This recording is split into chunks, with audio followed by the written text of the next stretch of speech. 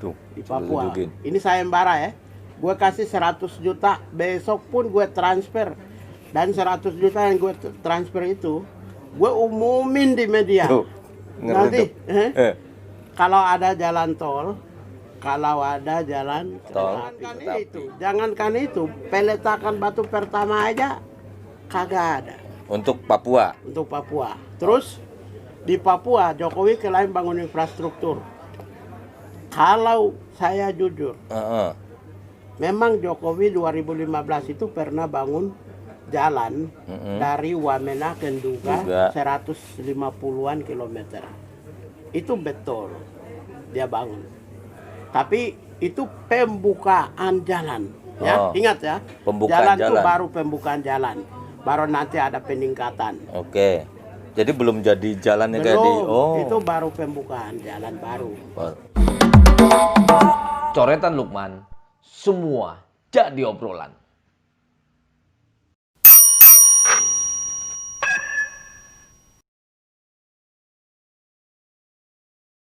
Lagi keberhasilan Pak Jokowi itu apa nih? Jujur nih, harus jujur nih abang nih.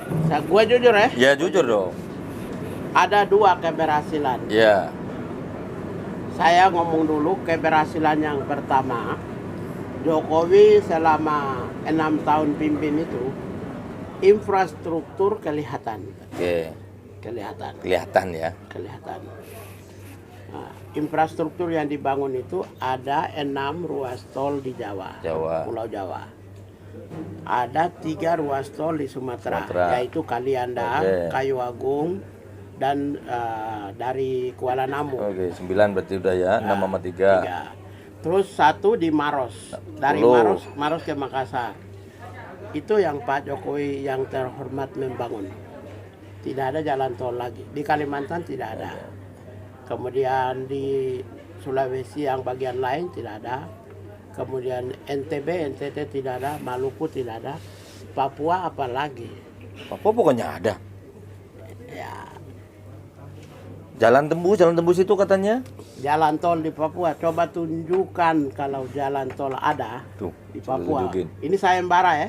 Gue kasih 100 juta, besok pun gue transfer. Dan 100 juta yang gue transfer itu, gue umumin di media. Tuh, nanti, kalau ada jalan tol, kalau ada jalan kereta api. Itu di Papua. Jangankan itu, peletakan batu pertama aja kagak ada. Untuk Papua. Terus di Papua Jokowi klaim bangun infrastruktur. Kalau saya jujur, memang Jokowi 2015 itu pernah bangun jalan dari Wamena ke Nduga 150-an kilometer. Itu betul dia bangun. Tapi itu pembukaan jalan. Ya, ingat ya. Jalan itu baru pembukaan jalan. Baru nanti ada peningkatan. Oke. Jadi belum jadi jalannya kayak di itu baru pembukaan jalan baru. Oke. 150-an kilo. 150 kilo. Kemudian di Papua yang biasa orang jembatan ya. Jembatan yang dibangun di Jayapura dan stadion sepak bola. Oke. Dua-dua itu disinyalir. Itu anggaran kredit lunak pemerintah Provinsi Papua. Jadi bukan dari pemerintah pusat. Media ece-ece aja biasa semua. Ya, pendukung influencer yang ece-ece yang biasa. Disinyalir uang rakyat Papua, APBD Papua, kredit lunak untuk sekian tahun. Jadi itu orang Papua punya uang sendiri yang bangun. Oh, gitu. Bro. Tapi bukan. Jadi Jokowi itu, maaf ya. Kalau bicara tentang peningkatan dan perluasan jalan, itu zaman SBY itu bangun 9 ruas jalan prioritas dan 4 ruas jalan strategis di seluruh provinsi Papua dan Papua Barat. Nah, zaman Soeharto itu jalan impres.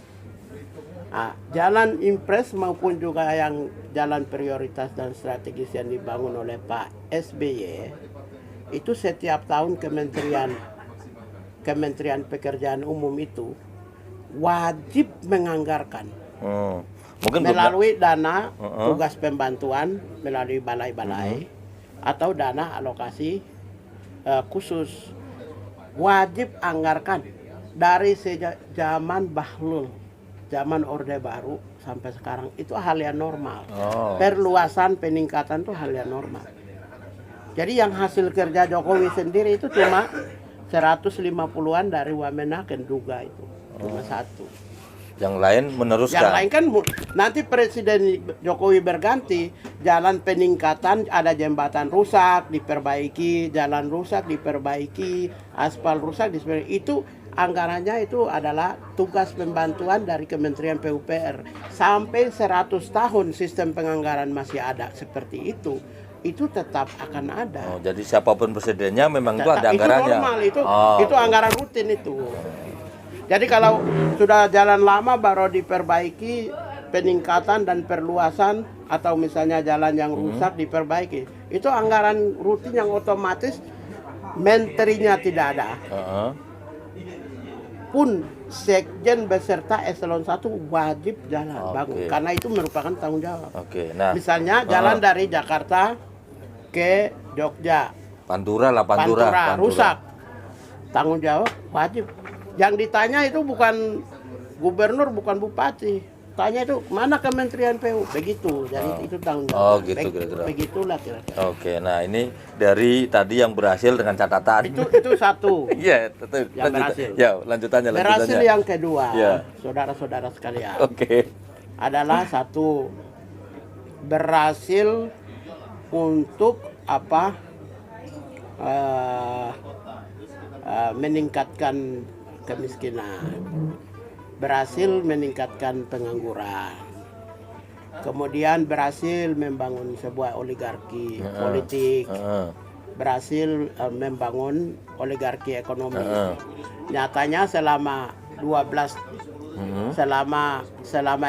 tahun Jokowi memimpin, menggunakan 12 triliun lebih, 12 atau 13 triliun lebih, itu